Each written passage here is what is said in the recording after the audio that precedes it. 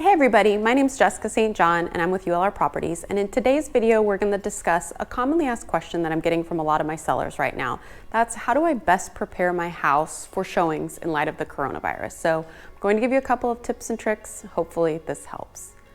Tip number 1, make sure you leave your house for the showings. Right now I'm recommending leaving the home for about an hour's worth of time. This can be a little bit difficult because if you're like us and you're under stay-at-home orders, you're supposed to be staying at home. So I recommend taking a long walk, or if you need to, sitting in your car. If it's like Texas, make sure that you've got that AC going. Tip number 2, before you leave your house, make sure to disinfect commonly touched areas. This can be cabinet pulls, doorknobs, light switches, as well as turning on all lights and leaving all those cabinets and closet doors open so the buyers don't need to touch anything. We are recommending that all of our buyers wear masks and gloves for your protection as well as their protection, and not to touch anything, but you never know.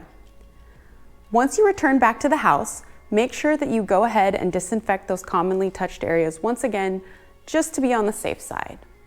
And if you're uncomfortable in any way allowing people into your house for showings, which makes sense right now with everything that's going on, consider asking your agent to set up a virtual tour.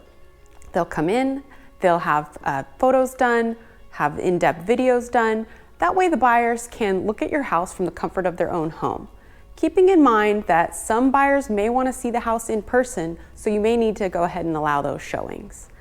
Comment below and let us know if you have any questions, and we look forward to seeing you on the next video.